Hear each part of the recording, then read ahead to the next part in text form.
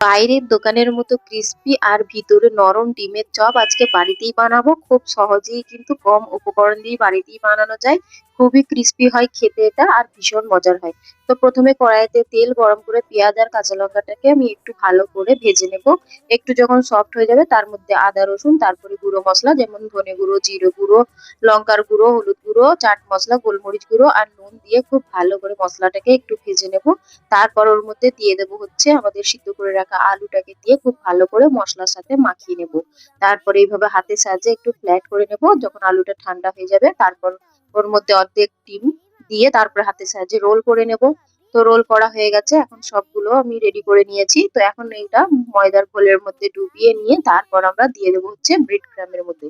তো এইভাবে ব্রেড ক্রামের সাথে একটু ঝাঁকিয়ে নিলেই আমাদের কিন্তু ডিম ডিমের চপ রেডি হয়ে যাবে। তো এখানে খুব ভালো করে হাতের সাহায্যে আমি কোট করে নিয়েছি। তো এইভাবেই আমি সবগুলো রেডি করে নিয়েছি, এখন ভেজে নেব।